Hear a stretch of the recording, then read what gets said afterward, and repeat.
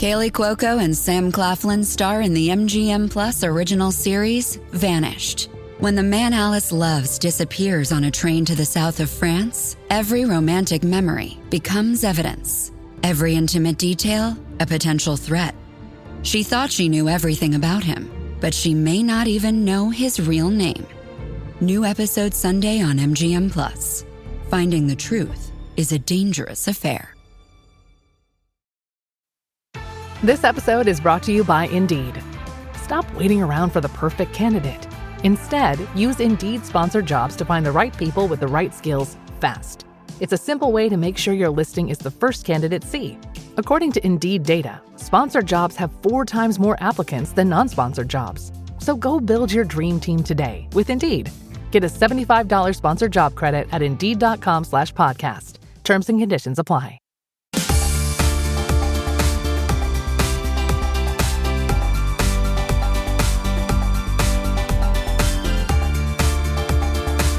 Welcome back to Speaking with Confidence, the podcast that helps you build the soft skills that lead to real results.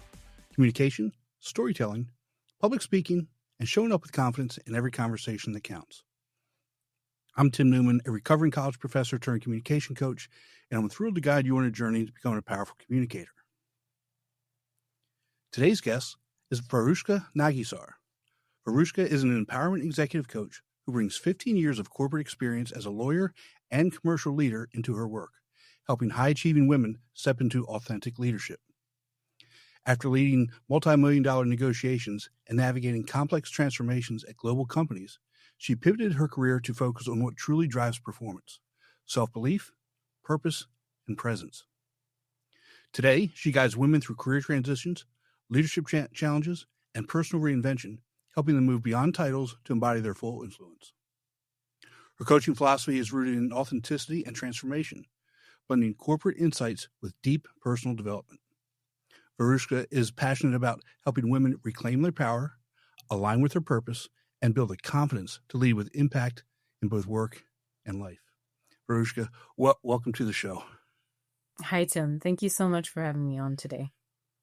I'm really looking forward to the conversation. I mean, you come from a really diverse background with some really interesting stories. But let's start with, the cultural differences. So, you've worked with across the world, from South Africa to UK and US companies, and how those cultural differences, really shape the way you communicate and build trust within teams. True.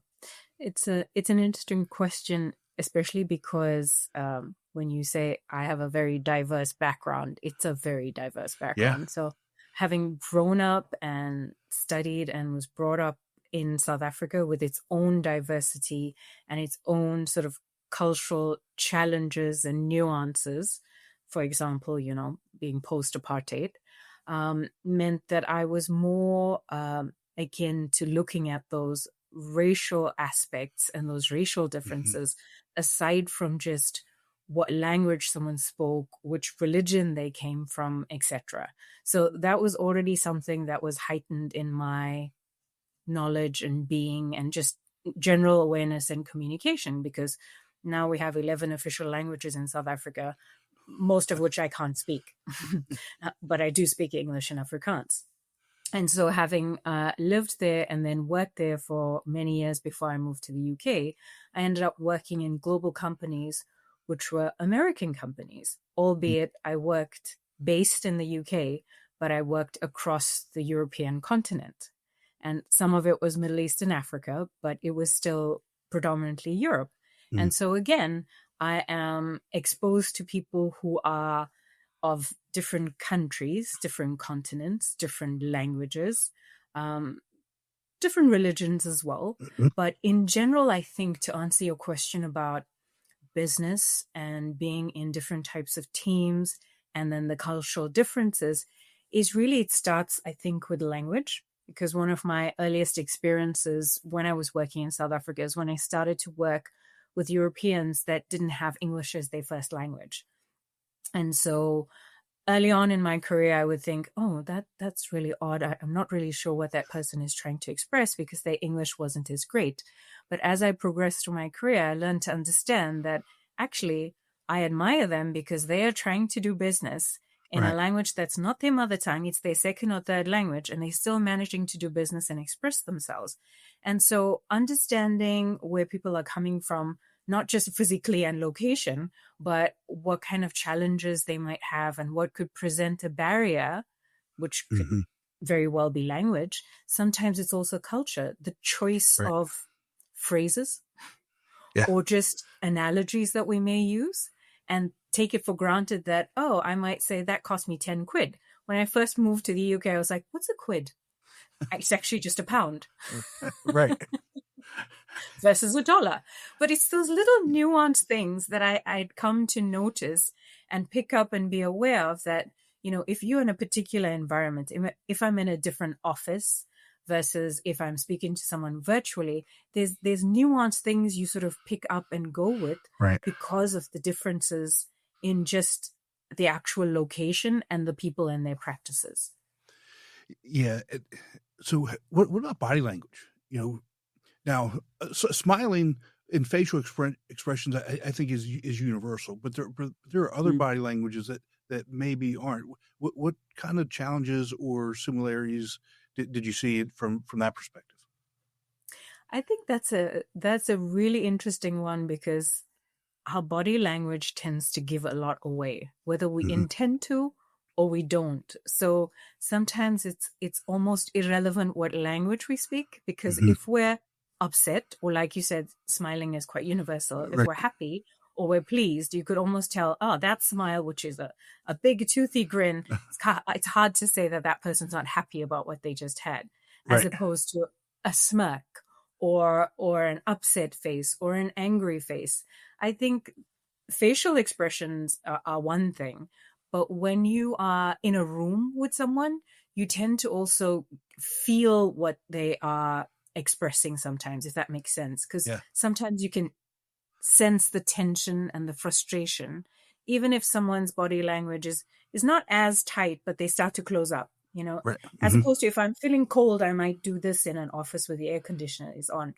Or if I'm listening very carefully and I'm like, but I don't really like what this person is saying, Hmm. So it's easier to pick it up if you're in a room versus if you're having a conversation virtually. Sometimes Right. the quality of the picture is not great, so I can't really tell what that person is feeling, thinking, or saying. Or there might be someone in the background that's trying to get their attention, so I've lost their focus. Yeah. Yeah. And I think it's important to be able to ferret those things out, right? But you have to know, one, you have to know who you're dealing with, and that's from the cultural perspective, understanding really where they come from, and what those body languages actually mean for their culture as well. And I was listening to a speaker the other day, and he was also talking about diversity, and we a lot of times, like you said, we focus a lot on racial diversity, but there's cultural diversity, there's diversity between genders, but there's also the whole idea of age diversity, and we're in a time right now where we've got 5 different generations of workers working together for the first time in history. So you've really got to be able to work with people of all ages, right? From the early 20s to the 70s, and that's also, to me, kind of a difficult navigation. What do you think about that? Absolutely. I have so many examples of that. Only because across the span of my career, because when I started out, often I would be the only woman in the room, Mm-hmm. or the only woman of color in the room, sometimes the youngest person in the room. And so when you're starting out and you haven't built the confidence that Mm-hmm. comes from practicing and knowing more and just being in the room more often, it's different, because then you tend to not want to speak up as much, or you're very careful about what you're saying. When you gain the confidence, it's a little different, because then oh, I've got to lean in and I've really got to make my point, because I know that it has to be made now and I need these people to listen to me. But I'm also conscious of I might be the youngest person or the only woman Or it might just be culturally, I have to watch how I'm going to position this because coming across too aggressively might not work in my favor. Right. But speaking about the different generations, I think I had a challenging experience when I worked in an office in central London, where I was working with pretty much a much older generation and then slightly younger generation. So I felt a little in between, and I felt that I didn't have too many people that understood me and where I was coming from. Mhm. And sort of, I couldn't relate to anyone because there wasn't anyone in my generation or thought like me, right? Also Right. because I was coming from a different place. I have a very diverse background, but also when you have a different open mind and perspective, it also makes you stand out, which Yes. often can work for you, but it can also work against you. Mhm. And so I struggled with that a lot because I had gotten to a point in my career where I was so used to voicing my opinion or sharing it in a certain way and adapting to the people I was dealing with, because, you know, you learn the soft skills of knowing who you're addressing, Right. what kind of information they like. Are they a driver? Are they an analytic? That type of thing. And then you get into a stage where you're like, oh, okay, so now we got a technology gap as well. I like to not take printed out presentations to a meeting. I'll use my laptop to do it. Right. Or I might just record something on a recording device and then go back and look at it. So, and that didn't really sit well, or my ways of doing things. And I really had to adapt to that, deciding, okay, whilst it's not great for me and the way I work, will this bridge the gap between us? Yes, then I'll do it. You know, But it was challenging. it really is challenging, and I like what you said. You have to be careful with how you say something and how it comes across, and I think that's true, really, for anybody in any real situation, because you can be right, but if you go about it wrong, you're wrong, even if you're right. Yes. Yes. And that's Absolutely. a tough thing for especially the younger generation to understand. Yes. For lack of a better word, it could be politics. It could be diplomacy. Mm-hmm. It could just be managing people, Yes. depending on the scenario and the circumstance, right?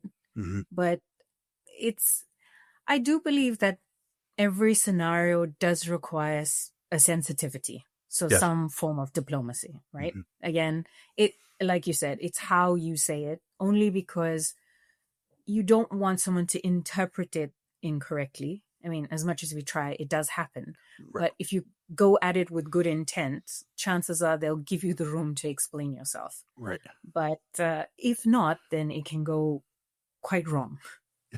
Yeah, and that could lead to long-term implications as well. It could not just whatever situation or that you're dealing with at that moment, that could set things back and create a problem long term.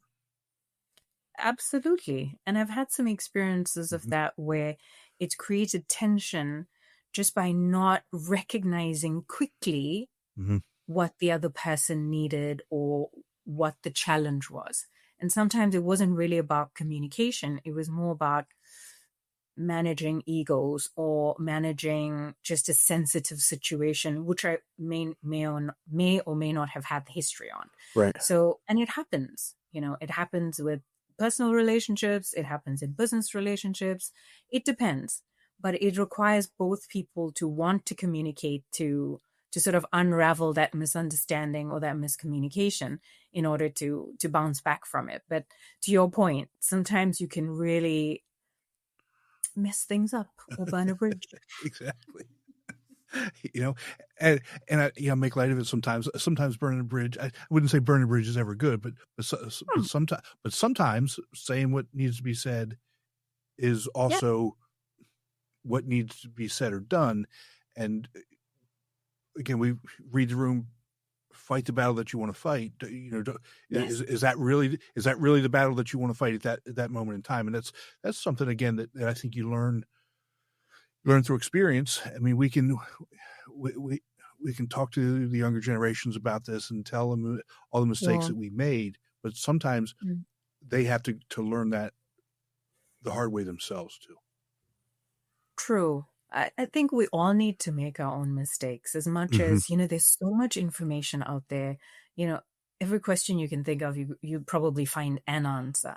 Whether that's Mm-hmm. the right answer for you or whether it makes sense to you is what's important. Like if I Right. think about all the cliches, as I have had my experiences and grow with life, I realize why some of those cliches actually are true or what they Yeah. actually mean.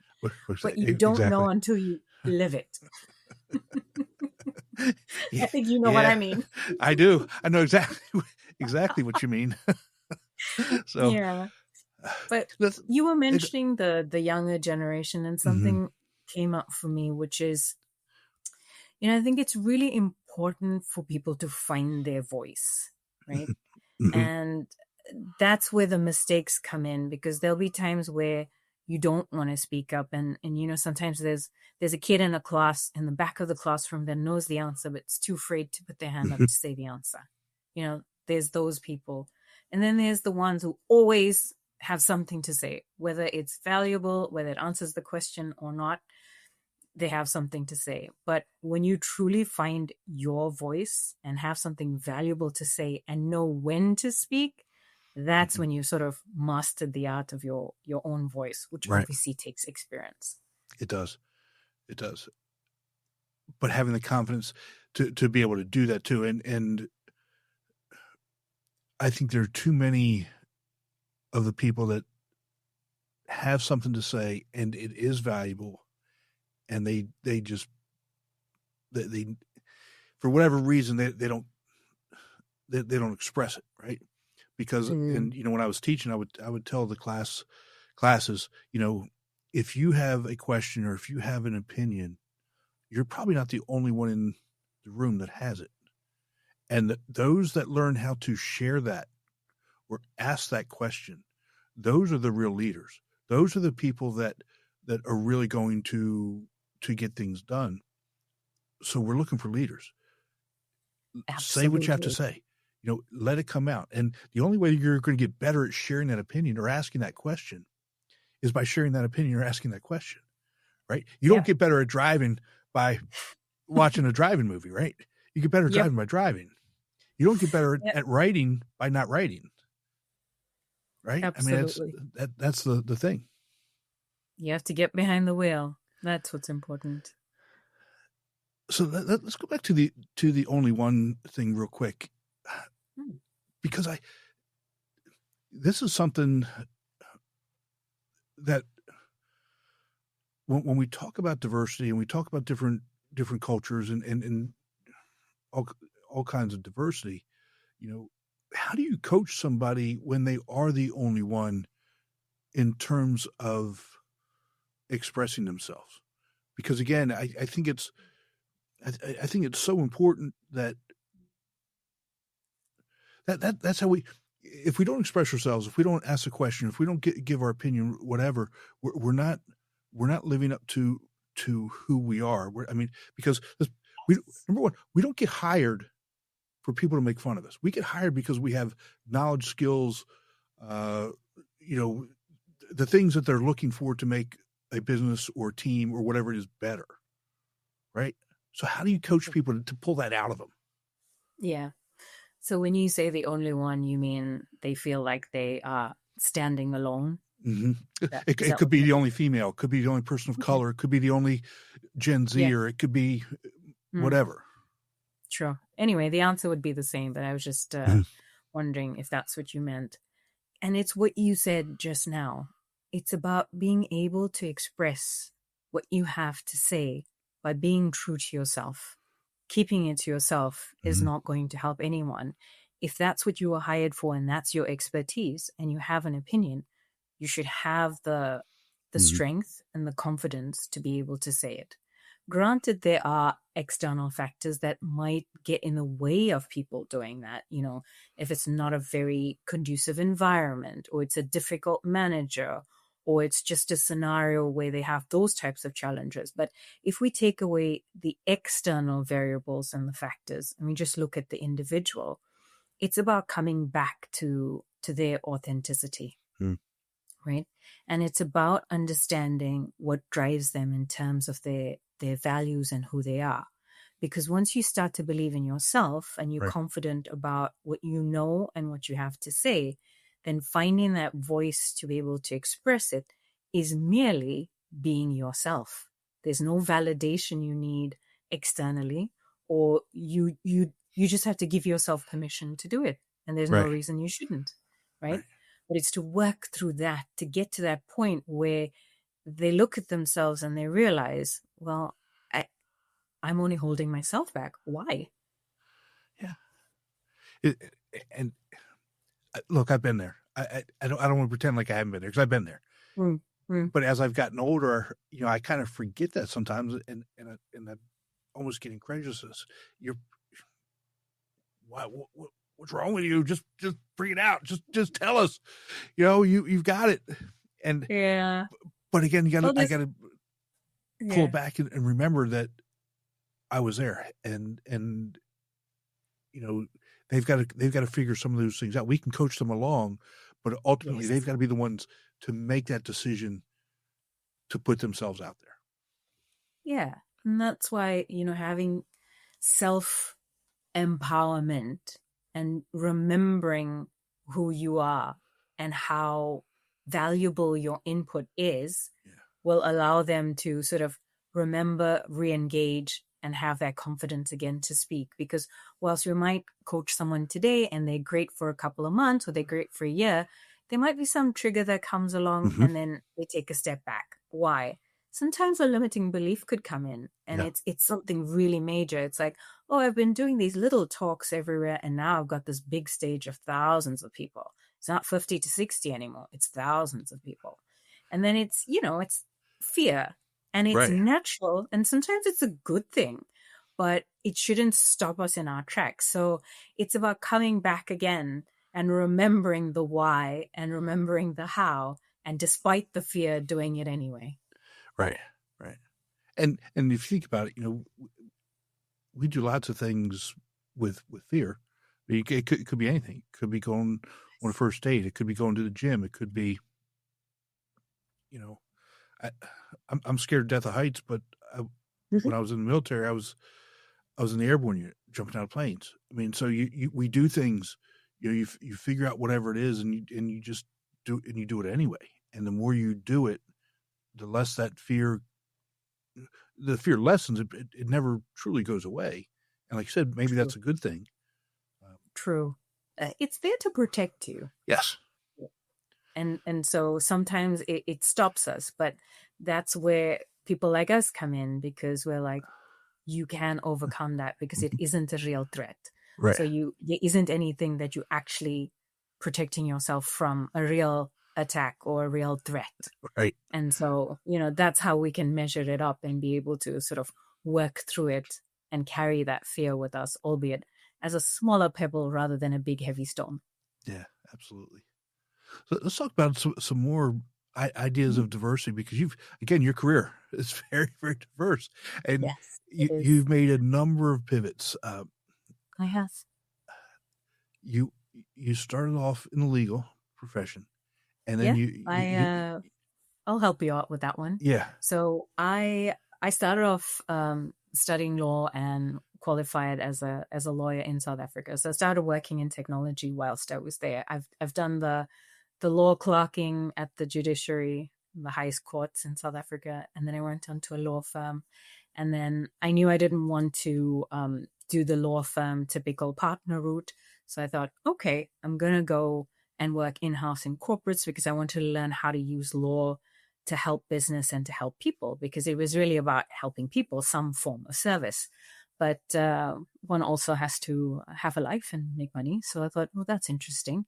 If I'm not going to work in nonprofits, which I initially thought I was going to do, I decided I will go into corporate, because, well, they have a lot of resources, they have a lot of power, they have a lot of money, and they could do a lot of good.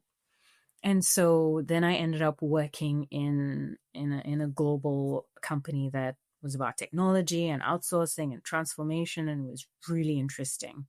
And then I moved from that technology company into Google Cloud, which is very different from what I was previously doing subject matter wise. But from a legal perspective, business perspective, relationship management perspective, it was pretty much the same, all transferable skills. And then I went from Google Cloud to logistics, which is also very different and a little less sophisticated in terms of technology, and didn't move as fast as the tech industry.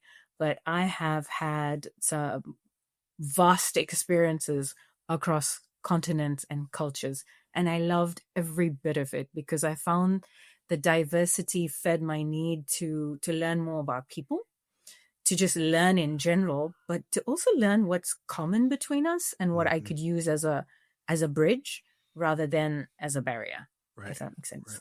Right. Well, makes a ton of sense. And, again, I think the more experience you have, the more bridges you actually have to be able to connect and to be able to help people, depending on where they are and what they need. Right. I mean, if you only stay in one lane your entire life, there's absolutely nothing wrong with that at all. Just like there's nothing wrong with branching out. But if you only stay in one lane, you really are only helping one, or can only really help one subset of people in one particular area. Mm-hmm. So, but again, I think it comes back to the whole word diversity. The more diverse you are from a professional perspective, the more diverse your thinking is, the more diverse the number of people that you can help, or to even problem solve, to be able to help in a given situation. Yes. And I think the diversity aspect is about, so business, a large part of it is people make decisions that are really actually emotional. I mean, they use the data, yes. They use the bottom line and the numbers, etc. Yes. But often enough, the reason why a deal goes well, goes wrong, gets stalled is because someone doesn't feel right about something, or it didn't sit well with them, or whatever it is. And it often becomes the solution is about the people who know each other and how to manage them. Even when I went into a negotiation room, and you have to know who the different players are. And and you have to know in your own team who can do what, because you got to play at each other's strengths, and you got to watch and read the room, because if the client is not responding to me very well, I need to be able to pivot and rely on my colleague or whoever's with me to be able to cover that point, knowing full well that I know it. But if I'm going to say it, it's not going to land really well. Right. So instead of, taking offense and getting my ego in the way, I was like, okay, we do it the other way around, and vice versa. I would often see when I was in a room full of people where they'd be talking about the problem, but because they were coming from different roles. So a legal person would speak in a certain way. A person who is delivering the project would speak in a slightly different way, and the salesperson would speak in a slightly different language because they had different objectives and end results. Everybody wanted to sign the deal and do the project, but everyone had a different sort of vantage point and end of line that they were focusing on at that point in time. And I could see that. So I knew how to speak each person's language in order to convince them if there was a particular point that we needed to work through. And the reason why I say this is because you can see that it's hard to sometimes get someone to understand your viewpoint if you're not taking it in from their perspective. Because if I just went, you can't do that because the law says you can't do that, they're like, now you an obstacle to my deal. I'll figure out a way around it, right? Yeah. But if I say, well, there's a solution because the law won't allow us to do this, but here's a solution and we need to work around it. So you're already presenting a solution. You're not telling them you can't do that. You're not shooting their idea down, but you're coming up with some alternative ideas because you're saying, well, I want to protect your deal. I don't want you to do that because that's not going to work for you. So that's not a great idea. And again, it's about caring for them and what they need and what they want. But it's about analyzing the people, feeling what's happening in the room. And if someone's gotten up on the wrong side of the bed, well, that's a different story altogether. Right. But again, You got to be able to sort of pivot and do those things, because sometimes it's just the circumstance. I know there was a time where I was sitting in a room in Finland, and I don't speak Finnish, so they were forced to do the negotiations in English. And when myself and a colleague walked into the room, we could see that they were unhappy about it. They were unhappy that they had to deal with two people who are not Finnish, and that they were forced to speak English instead of Finnish. So we were already on the back foot. That right. was a tough negotiation. Yeah, I'm sure. And as you're saying that, I'm thinking to myself, I love that people in Europe travel as much as they do, because here in the United States, I mean, even, let's just say, so I live in South Carolina. It's southeastern, on the southeast coast of the United States. Let's just say I were to even go up to Washington, which is northwest coast of the United States. We're still speaking the same language. We may have a few little differences here or there, but when you could, you're in UK, go to Ireland, go to France, go to Finland. I mean, and you're there in a couple of hours. It's not like you're traveling, forever, and you have that opportunity, and a lot of people do that there. They just, we're going to go away for the weekend. We're going to Paris. Okay, great. We're going to Madrid, whatever it is, right? And okay, so weekends for us, I don't know, may go to Orlando. Okay, but it's still right. You see what I'm saying? And I love that you have that opportunity. But let me ask you a kind of a different question about data, because I think data is really important. Obviously, it's really important. But how much do you think that people will look at the data and find ways that it's already just going to reinforce what they think anyway, even if it's the opposite of, let's say you and I see the data the exact same way, and it's a positive, we should do this, we should be doing this, we should have done it 3 weeks ago. Yeah. And our colleague over here has never really wanted to do it, but he can find something and he can make that data to him say, you know what, that data shows that we should not even be thinking about doing this. Yeah. How much do you think that we really look at data in that sense to validate what we're already thinking? I think people do that all the time, because they are interpreting the data according to their own knowledge base, expertise, and perspective. The question is, if they are working on a team, for example, like I'm talking about, negotiations and deals and projects, if we're all reading the same data because we're trying to complete this project, and the objective is it must be done in X number of weeks, and it has to be done for X value. So we're all working to the same objective, but each one of us are coming from a different perspective. I think it's important for us to use our expertise and our perspective and our experience to be able to interpret that data. But it's just as important for us to sit around and have that discussion as a team with the shared goal to say, okay, if you don't understand the data like that, and I understand it like this, let's discuss that. Let's debate that, because maybe you're going to change my perspective, or I'm going to change yours, or we have uncovered a problem that we need to find a solution for.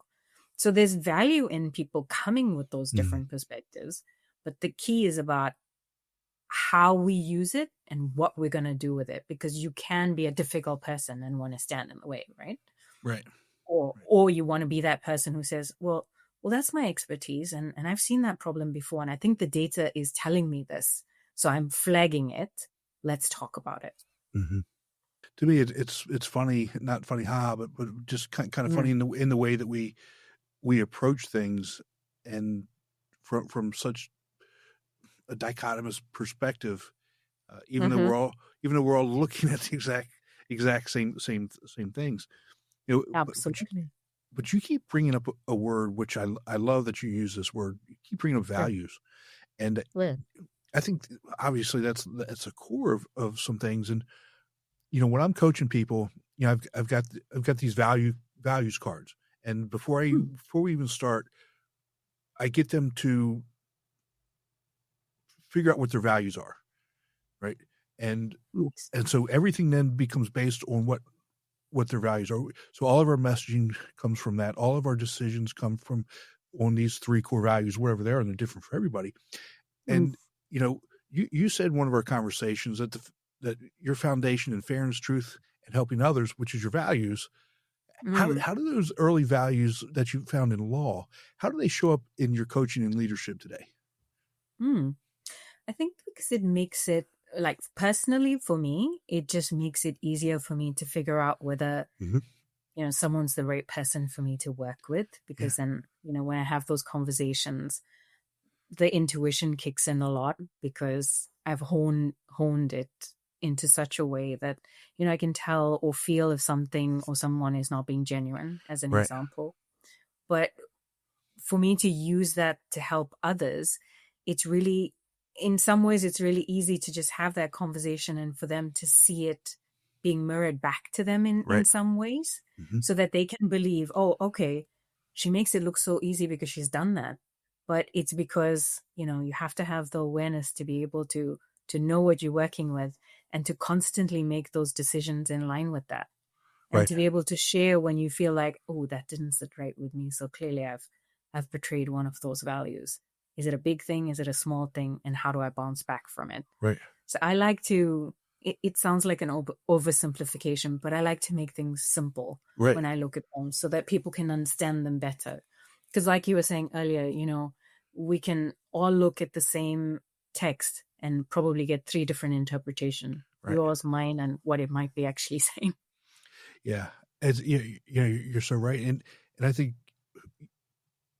we take the simple things and make them more difficult. And when we look at, let's take values as an example, our core values are what they are, and if we just fall back on them, I say every decision, if we're falling back on our core values, every decision that we make, Yes. it's really easy, Yes. right?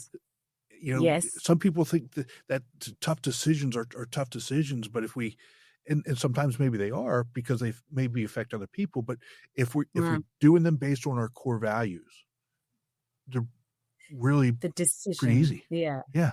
I fully agree with you. I think the decision, as in, if let's say it's a yes or a no, Mhm. that's the easy part based on the values. It's like, Mhm.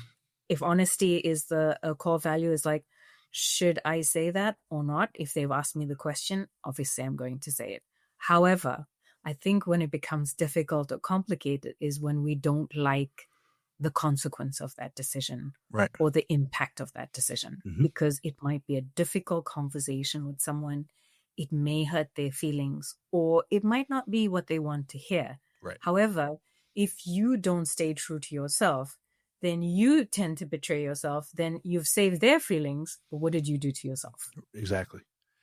Right? And I'm working with somebody right now, and their core values are fairness, honesty, and integrity. And I knew him before I started working with him, and I could see there were times that, he would just kind of go along and make decisions because he was afraid of how other people would think and act and Mm-hmm. these other things. And as I've been working with him for a while, I see those core values just coming out, and he's using them, and he's using those terms as he's communicating.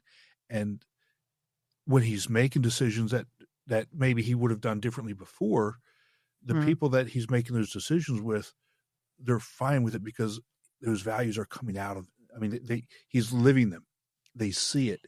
And they're not taking what he says personal. They're not taking his decisions personal. They're, he's bringing them along with those fairness, honesty, and integrity. Yeah. And there's that buy-in. It's that he's living it, and when I pointed that out to him about 2 weeks ago, he said that he sees it too. And now he's got to learn to start taking that next step in, the people that he's leading those people, they need to start seeing that from him as well as the overall leader of the organization. That's a beautiful story because I think, especially for leaders and as higher up as they get into organizations, there's a lot of challenging decisions they have to make. There's a Yeah. lot of politics. And sometimes they can't be completely honest with their teams or people who are not meant to be privy to that information. But I still think that you don't have to sacrifice, the integrity and the honesty or the core values, but you do have to find creative solutions Yeah. around these things, how and when you convey a message and what you're conveying to them and saying to them, instead of me telling you something that you're not going to believe or doesn't sound right, I am not privy to give you that information at this Mm-hmm. stage. And when it sits better with you and it exudes that confidence that I'm doing the right thing, for example, it shows. It's Yeah. just like anyone who's super confident about something, even if they get the answer wrong, but they're so confident Yeah. that they're right. You question whether you're right, even though you know the right answer, right? Right. And so that kind of leads into this whole other thought of the difference between confidence and self-belief. Yeah. And how self-belief is the real foundation for that transformation. What are your thoughts there? Absolutely. And that's something I teach as well and have been working on for a little while. Having done a little research to figure out how to define that to myself and to my clients. And it's exactly what you say. Self-belief is more foundational. You use what you know about your skills and what you've done so far to be able to believe that you have the ability to do this next thing, whatever it might be. For example, my career pivot.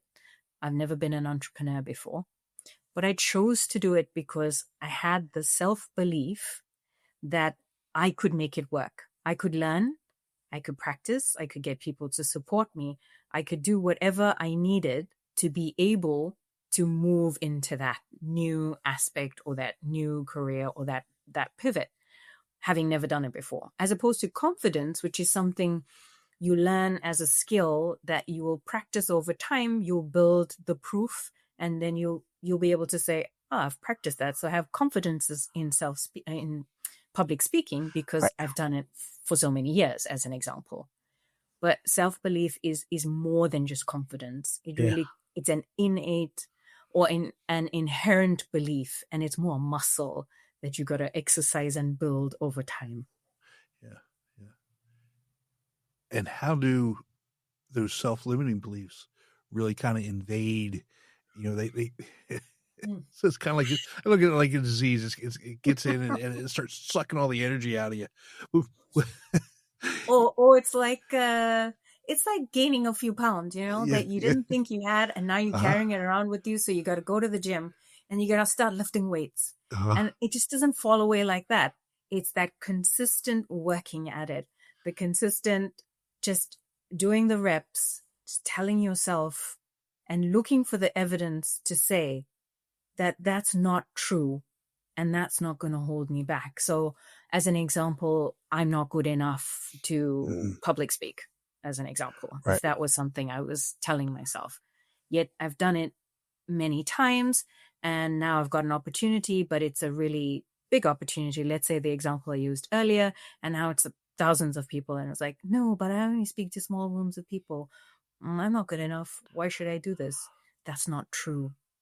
Right. And so we really have to look for the evidence to prove the contrary and start telling ourselves the opposite so that we can overcome that belief, because we need to figure out where that's coming from and why we're telling ourselves that, because it might just be a fear of, well, I don't want to do that thing, so I need to protect myself. So that's Right. what I'm going to tell myself. And we mindset shift into that, and it's really just a mindset shift out of that is what we really need to do, right? Because think about from a kid's perspective, when they start talking, they don't know, right? They just want to just talk. Yes. Right. And now as we get older, I'm not saying a word. It's something that we acquire. Yeah. And we just got to, Well, again, have that mindset shift right back out. Yeah, because sometimes we believe the things people tell us, even Yeah. if it's not true. They're like, but why would you do that? You're not good at that.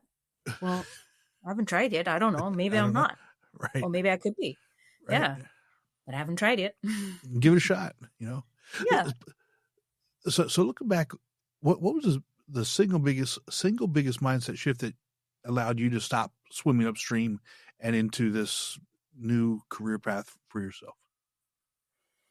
It's funny because sometimes it's the circumstances around you that present itself, the external factors and the variables that's trying to make you something you're not. And the more stronger your self-belief is, the stronger, the louder, and the firmer your voice is.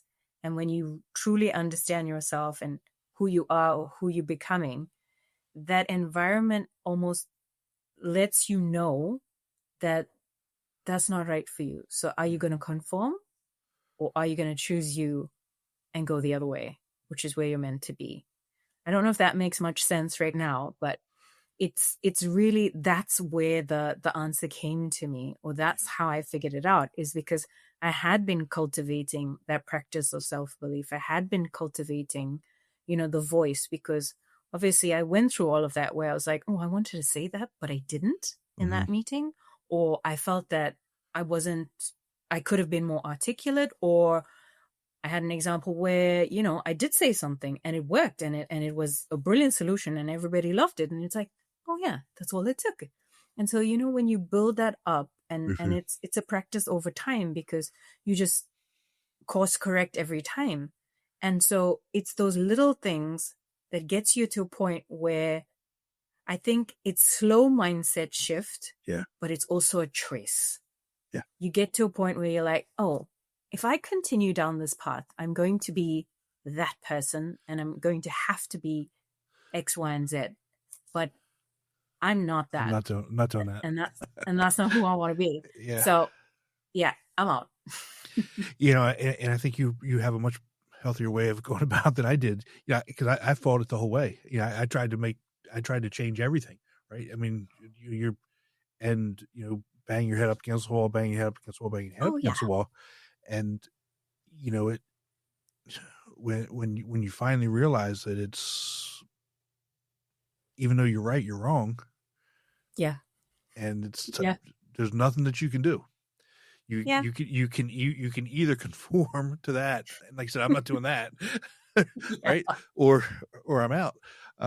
So, and it's it is what it is. You're right.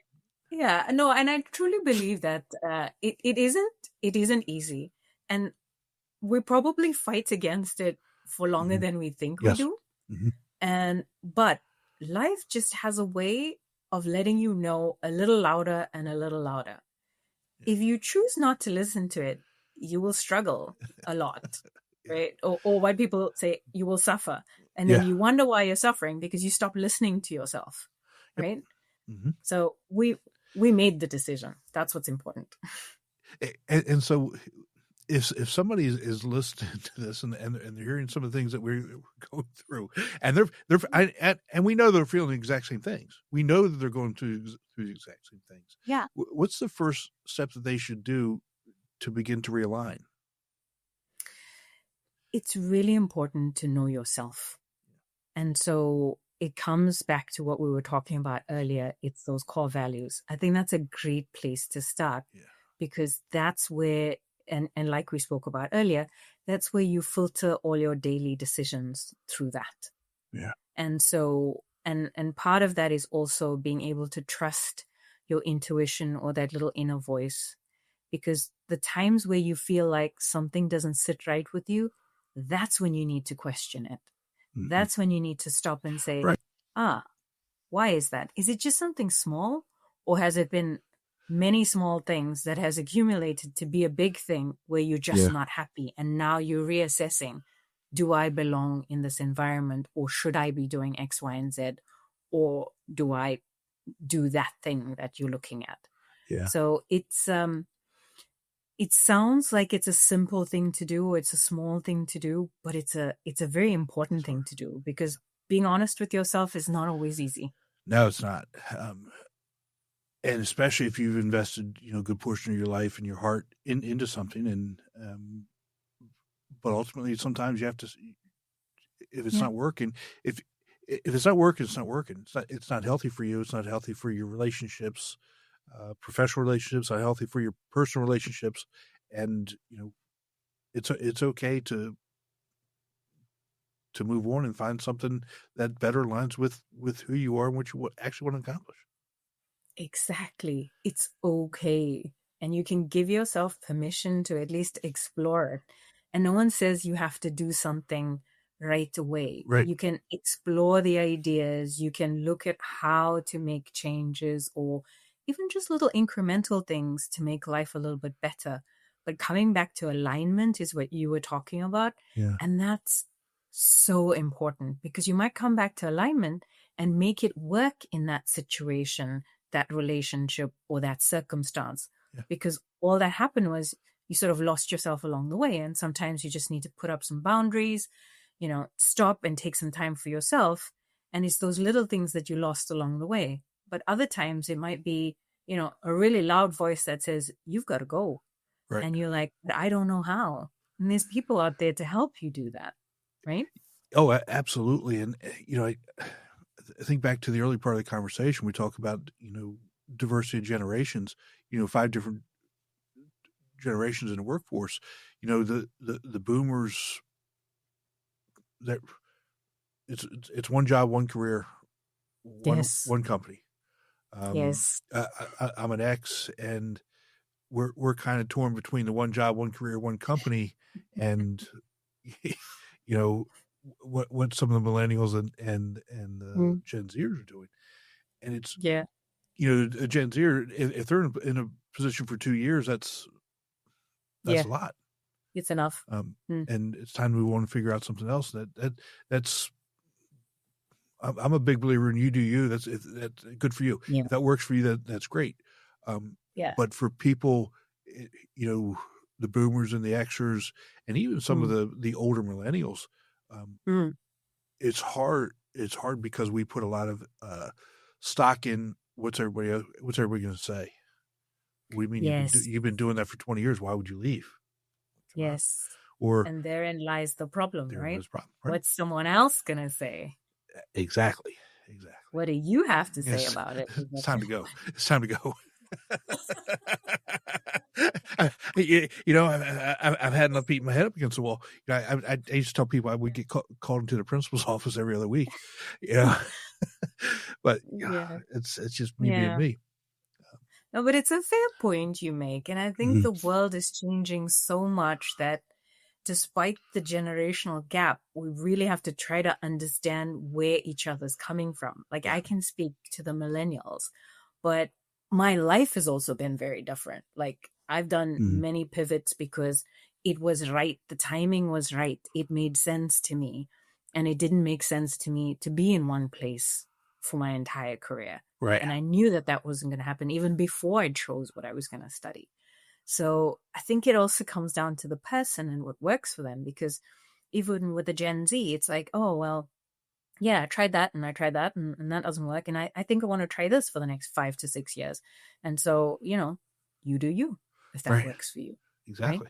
Right? But it's all about also being reasonable and practical for being able to do that. It's not about fitting into any kind of mold, because sometimes you don't have the opportunity to stay in a job for 20 years. Right. It closes down. They lose money. They change hands.